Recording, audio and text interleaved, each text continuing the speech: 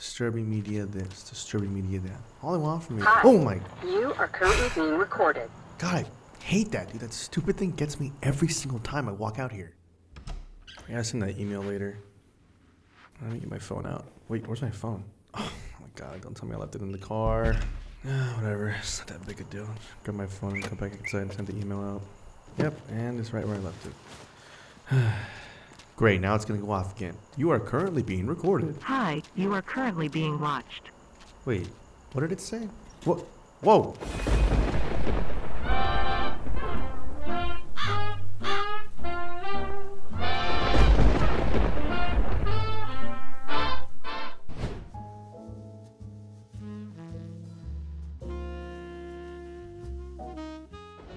Let me know if you guys enjoyed that skit, because if there's enough support, I'll probably keep doing them in every video. Welcome to Midnight Frights Volume 2, otherwise known as the Disturbing Media series, where we go over all things disturbing. Today we're going to be taking a look at a few rather unsettling cases. Now, in researching for any of my videos, I visit many random sites to get information. As we all do, I'm visiting a lot of these sites from a typical average browser. But what most people aren't aware of these days is that these browsers are storing our most valuable information, like our banking information, credit cards, and passwords. And with web threats increasing exponentially every single day, it's imperative to have some kind of browser protection. And that's why I'm happy to present today's sponsor, Guardio. Guardio is an easy-to-use browser extension that works in the background while you browse the web. It blocks phishing attempts, harmful websites, malware, and just all around unwanted notifications. Once installed, Guardio will start detecting threats from websites before you've even downloaded anything harmful. It'll also inform you whenever a data leak happens with any accounts or services you subscribe to, and no need to worry if you have many different emails for every single service you use, as Guardio can track up to 5 different emails with just one membership. And if you don't have a billion accounts like I do, just share the rest with your family. Guardio has over 1 million users as of today, and they were even featured by Google. Just by clicking the link in the description, you'll get 20% off your monthly subscription. And you'll also get a 7-day free trial to test it out and see if it works for you. So what are you waiting for? Go get Guardio now and start surfing the internet stress-free. Thank you to Guardio for sponsoring today's video. With that out of the way, let's dive into the first disturbing case on Midnight Frights Volume 2.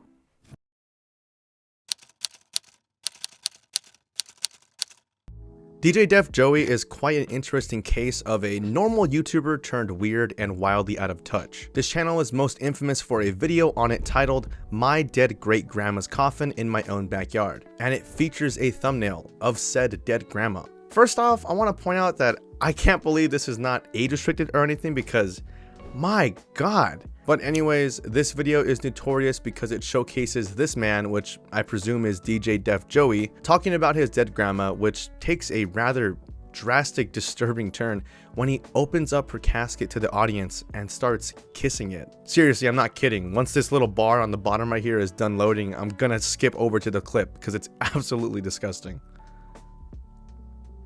Still here? Let's get into the clip.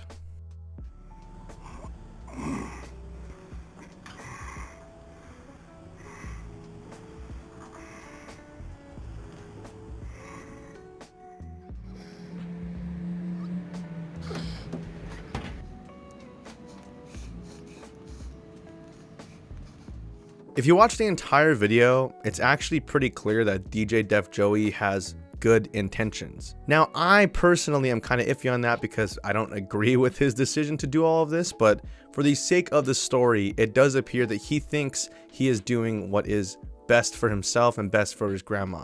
Based on the story that he lays out in his videos, it appears that the responsibility of his great-grandma's casket kind of just fell into his hands when the cemetery that housed her actually became too run down and closed, forcing someone to take hold of the casket. So he decided, out of respect for his grandma, that he'd take the casket for his own and just keep it in his backyard. Now, if it wasn't obvious already, DJDeafJoey is deaf and he does sign language throughout all of his videos. Because of this, There are a few videos on his channel that are not transcribed or have any subtitles. It's just him doing sign language, and because I don't speak it myself, I had to look elsewhere to hopefully get it transcribed. Thanks to some viewers on Reddit, the videos that I needed transcribed were already transcribed for me. From what I've read, it appears that Joey was actually rather thrilled to be able to get to house the casket in his backyard. What's rather strange though is that some of the details in his story just don't add up, which has led to many theories. The biggest one is that it seems rather impossible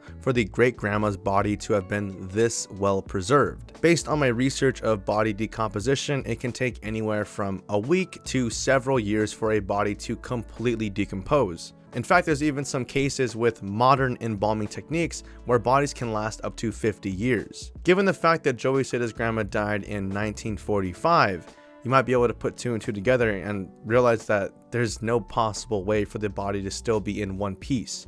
And if you guys look at the video, obviously the body is still in one piece. Basically, it's just a bit hard to believe that this might be a absolutely rare case where someone could have actually survived this long without proper care.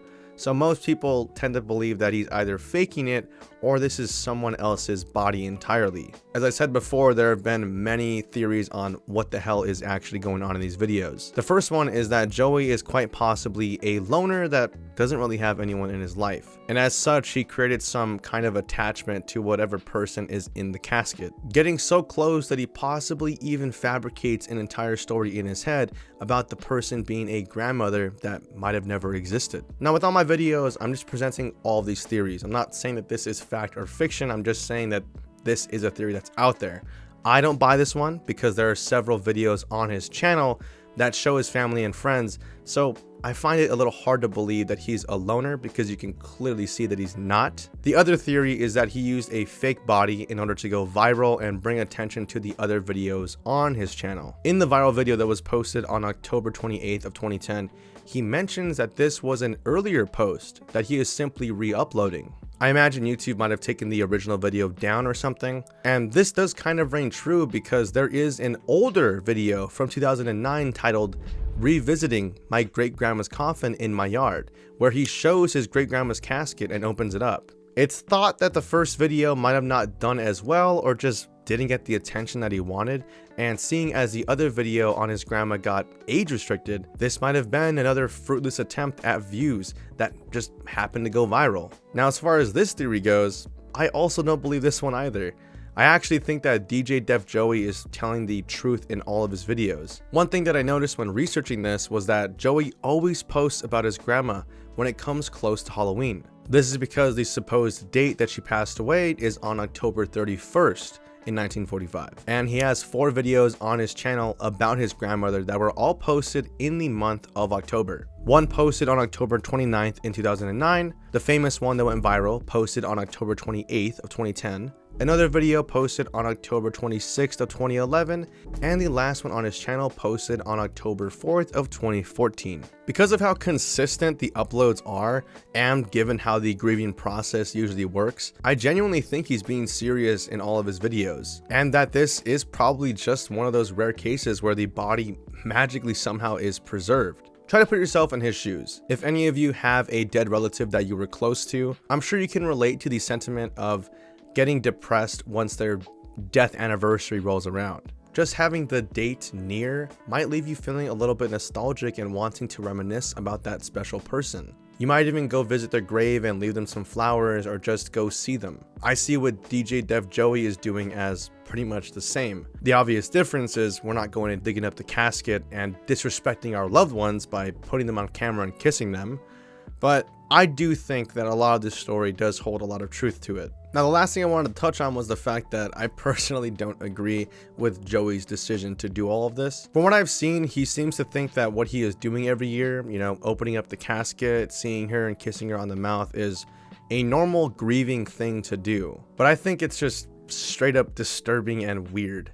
And I don't think a lot of people would necessarily disagree with me on that. The one thing that really bothers me about this is that he admits in a lot of his videos he's never even met the grandma before.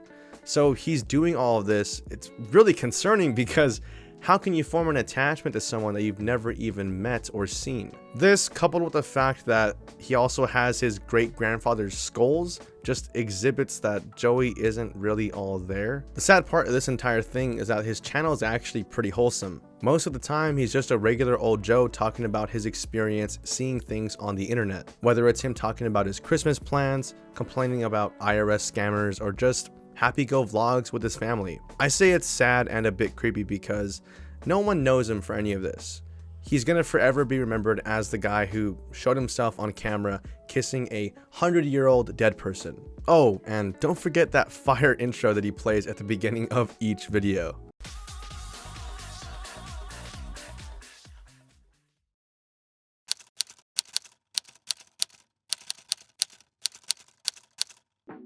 This movie was created by the same person that created Shoujo Tsubaki. If you already seen my video on that film, then you know exactly who I'm going to be talking about. Hiroshi Harada.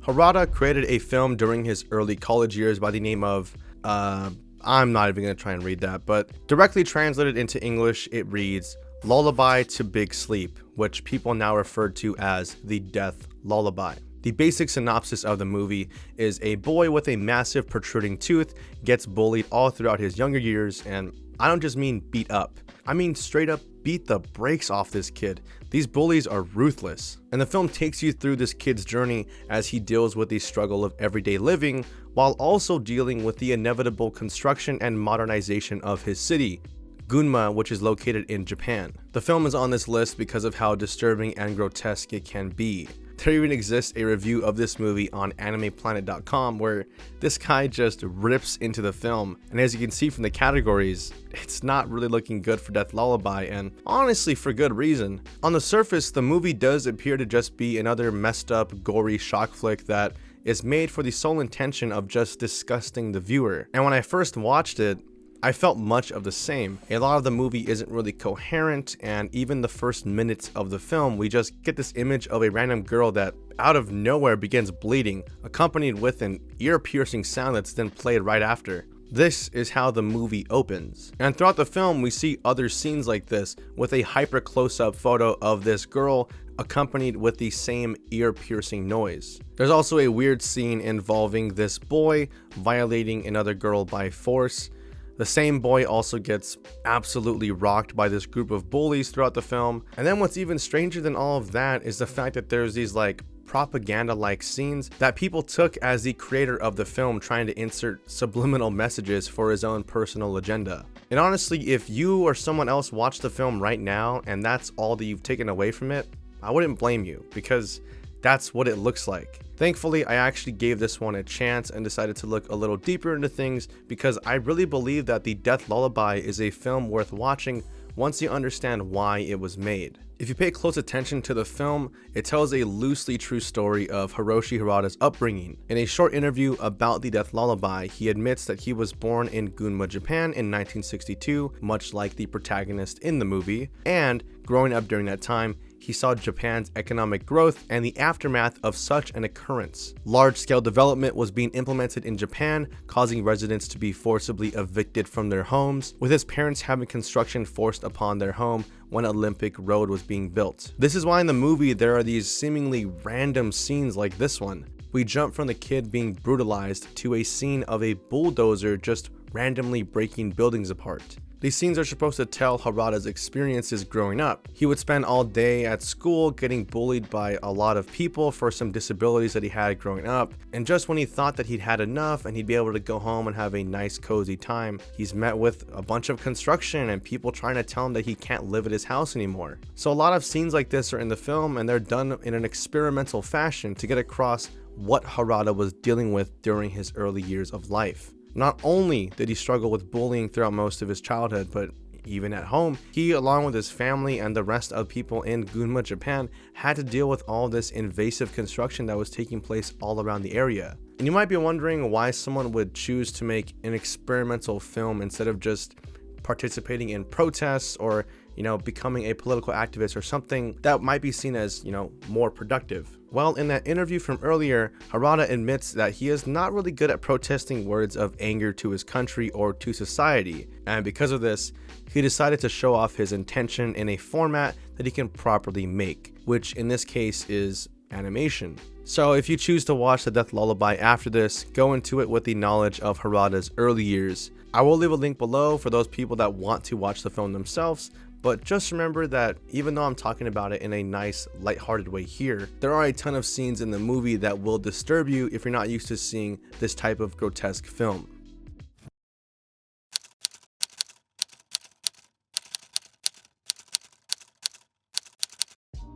I'm sure that most of you TikTok users out there know about this dog that can communicate with its owners via these buttons on the ground. The account that you guys are seeing on the screen right now is called What About Bunny. Most of us have seen these shorts and assume it's just a very innocent account, with this dog being super cool, being able to ask its owners for food or to go on walks via pushing these talking buttons. And for the most part, that is what the account shows. However, there are a few TikToks that exist on the account that tell a much darker and disturbing story. As the dog has become better with using the buttons given to her, she has been able to piece together short phrases that come off as the dog becoming self-aware, such as this one where she has a literal existential crisis in front of the viewer.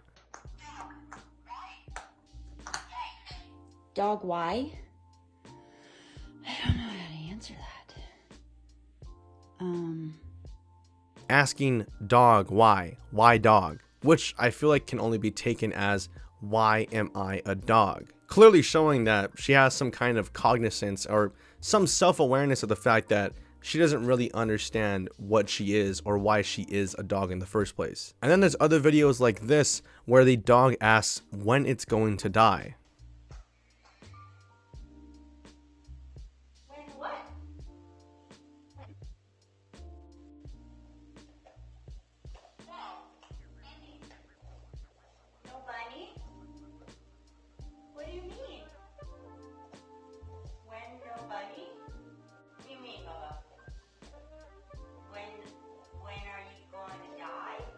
And if that's not already creepy enough, the owner of the account has put out statements explaining that the dog is on fluoxetine, an antidepressant for dogs that have anxiety issues. So to sum up so far, the dog has become so self-aware and good at using these buttons that the owner has become aware of the fact that the dog has become increasingly depressed and having these types of existential crises, to the point that the dog is being put on antidepressants. Now I will say that that last part's kind of, you know, I'm kind of jumping the gun on that. There is just one post where the owner talks about the dog being put on antidepressants. It could be for something else. I'm just jumping the gun and trying to make a narrative here. I'm going to be honest, but that is what it looks like. I mean, it's hard to say that it's not what it looks like right now, right? Because why these things kind of just almost perfectly align right now. I want to put the truth out there. I don't know. I don't know if that's actually the reason that the dog is on that medicine. It could be for a number of other reasons. Now, for those that are somewhat skeptical of this dog being able to communicate in this manner, go watch the TikToks. There are many people that try and refute the dog's ability to deliberately ask and answer these questions, but I just don't know, man. The sheer amount of videos where the dog is shown clearly thinking about what buttons to push in response to the owner's comments just shows that the dog, at the very least, is aware and does in fact give thought to what its choices are when pushing those buttons. There's even a TikTok where the dog explains with the buttons that it has a pain in its paw. Why are you mad? Why mad?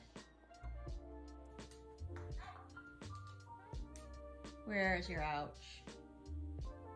Where ouch? In your ear? Where, stranger? In your paw? Let me see your paw.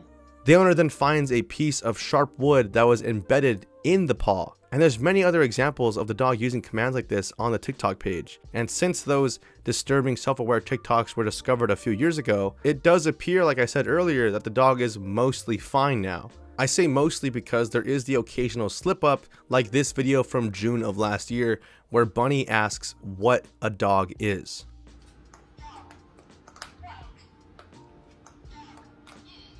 Dog. What dog is? Stating over and over again what dog is. What is a dog? Showing signs that the dog still has thoughts of existentialism.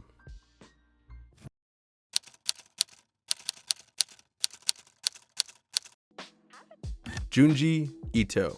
If that name does not ring a bell, then you're in for a doozy. That sounds so corny. If that name doesn't ring a bell, then sit back because you guys are in for a crazy story. Fans of Junji Ito probably already know about this story, and if that's the case, feel free to skip to the next entry, or you can stick around and hear me talk about this rather unsettling short story by this famous author. The Enigma of Amigara Fault is a short story that made its debut at the end of one of Junji Ito's books, specifically this one titled Gyo. The short story is a mere 16 pages, but within those 16 pages, Junji Ito manages to tell a grimming tale of claustrophobia and the idea of being left behind. Little disclaimer here, if you guys don't struggle with claustrophobia or the idea of being alone forever, you're probably not going to find this one that disturbing, and if that's the case, go to the next one because it's not really worth your time. I'm going to outright give a summary of the work, but if you want to experience it for yourself, hop offline right now and head to your nearest Barnes & Noble. They should have this book in stock as that's where I got my copy. Give it a read, it is an amazing piece of work. Now, this story starts with an earthquake that has affected an unnamed prefecture of Japan. This earthquake leads to these mysterious figures being found on a mountainside. As these two hikers draw closer to the area, they see the figures are actually human-shaped holes.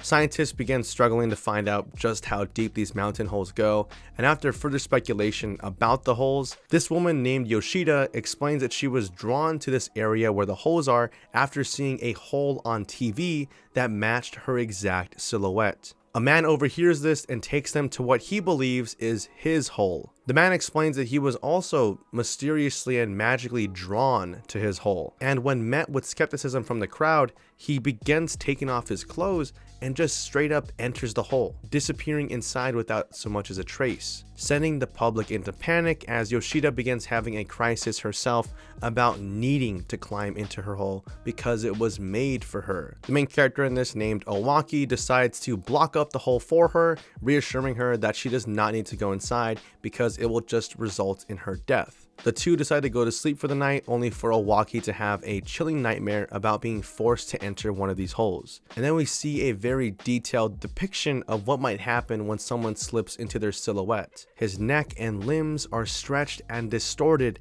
at an alarmingly slow rate, somehow remaining alive and in pure agony throughout the entire ordeal. Owaki awakes to find Yoshida's hole unblocked. It's assumed that in the middle of the night, Yoshida got up, unblocked her hole, and then went inside, disappearing for seemingly forever. The moment sets in as he realizes that she's gone for good. He mourns over her decision before choosing to find his hole nearby and meet the same fate as everyone else. And that's not where the story ends.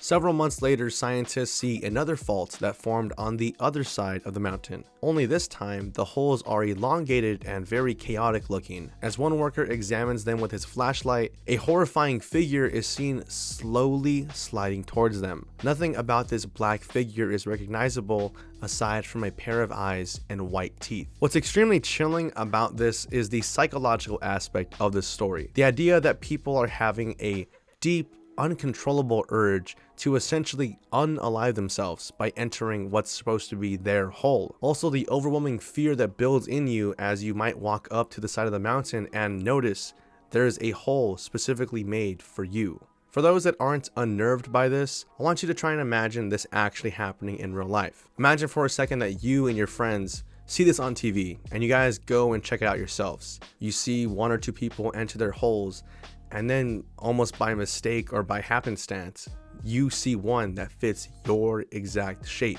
You don't really understand why yourself, but you're just drawn to it. This is a real thing that happens too. Look it up. It's called the call of the void. It's an actual thing that happens to a ton of people, and it's this idea of wanting to impulsively hurl yourself into a deep void. You know for a fact in the back of your head that if you decide to go in your hole, you're just going to be stuck there until you die a very slow, agonizing death. But for some reason, it just keeps calling to you as you take off all your clothes, and slowly make your way towards it. As you go inside, you realize the decision you've made, but it's too late. Not even the people that see you walk in can actually help you. You've already started slowly descending into the deep, dark part of the mountain. For me, that's what disturbed me the most about this story. The fact that even after choosing to go in the hole, when people tried to help them afterwards, it was fruitless. They were just stuck slowly descending into the center of the hole. Also, the way in which Junji Ito depicts the tightness of the space, it's just completely unnerving to those who struggle with claustrophobia, such as myself. And I have to admit, after reading this story, I was left with this weird, empty dread feeling, because I really can't imagine what I would do in that situation. Would I be smart and choose to stay away from the mountain? Or would my curiosity and urges get the better of me, doing myself to a completely agonizing death? Let me know your thoughts on this story below, because I know only a portion of you are going to be somewhat scared by this one.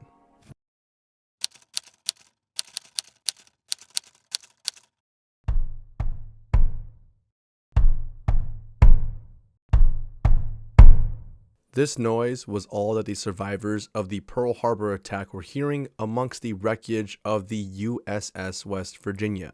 People thought it was just another noise of random wreckage slapping together. However, in the morning after the initial banging could be heard, crew members put two and two together and realized that someone was still alive deep inside of the ship. And that banging noise that they were hearing was their last desperate cries for someone to help them. To give some more context, the day of the Pearl Harbor attacks, the USS West Virginia was badly damaged by some torpedoes, causing it to sink in some shallow water. Now, I'm not trying to downplay the entire Pearl Harbor attack, but just based on the story, it doesn't seem like that big a deal for just this one ship to be badly damaged. But it is a big deal because there were 3 survivors that were stuck in compartment A111 of the USS West Virginia. So what could have just been some rather normal salvaging work in the months following the Pearl Harbor attack was actually something much more haunting. The day after the attacks, people realized that there were 3 people missing: Ronald Endicott, age 18, Clifford Olds, age 20, and Louis Buddy Costin, age 21.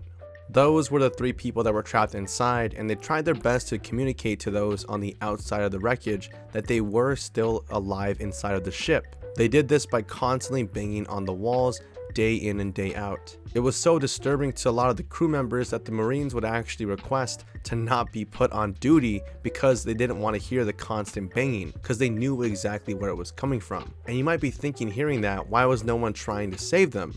Well, that's where the devastating part of the situation comes in. There was actually nothing that really anyone could do. You might suggest, why didn't they just cut into the ship or use like gas torches to dig a massive hole out? Those all seem like decent ideas on the surface, but when you sit down and really think about it, any of those solutions would actually result in the death of more people. First of all, there was 13 inches of steel separating the 3 survivors from freedom, and cutting through all of that steel would be extremely time consuming, especially considering the fact that the technology that they had during that time just wasn't that advanced. Not only that, but the ship was covered in oil, so any attempt at saving them might have actually resulted in igniting a fire, which surely would have burned them alive and also took down any rescuers in the process. This leaves us with one last possible solution, which is to use acetylene torches to cut a massive hole in the wall for them. But that would have likely resulted in 2 scenarios. Either the fire would have drawn out all of the oxygen from their compartment,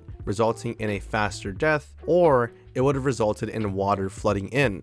This is because they had the unfortunate situation of their location being underneath the waterline, and it's a bit hard to cut a hole and pump pressurized air into their compartment without letting a ton of water flood in. So basically, no matter the angle that the crew came at when it came to trying to rescue and save the survivors from below, it could have easily ended up in situations similar to this.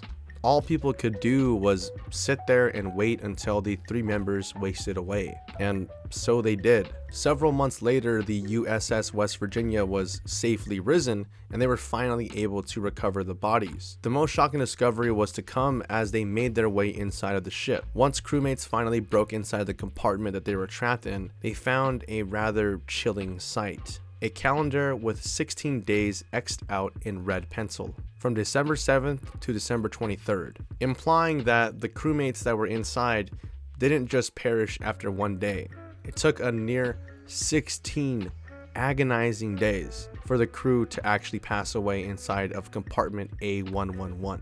The incredibly sad part of this story is how friends and family were not made aware of this detail until some years later. Some of them still possibly not even knowing today, as all of their headstones state the date of death as December 7th, when in reality, we all know that the real date of their death tells a much grimmer tale. Although this one is technically not media, I didn't really know when I'd ever get a chance to cover this story, and it's one that I haven't really seen been talked about pretty much anywhere. I think it's absolutely BS that no one has covered this because it seems as though it's been swept under the rug either to save face or just hold back the truth for whatever reason. This is one utterly gut-wrenching story about how a few crewmates just doing their job have been put into a rather unfortunate situation. And after you hear this story, you might try to find comfort by telling yourself, well, if this happened today, surely we would be able to get them out. But sadly, that's actually not true. You see, that's what's really chilling about this story. Back then, it took them months to get the men out of the compartment, but even with today's technology, given the exact same situation, the only difference is we'd be a few months faster, but it would still take an abnormally long time to safely get them out, resulting in the same exact death, even if it were to occur in modern times.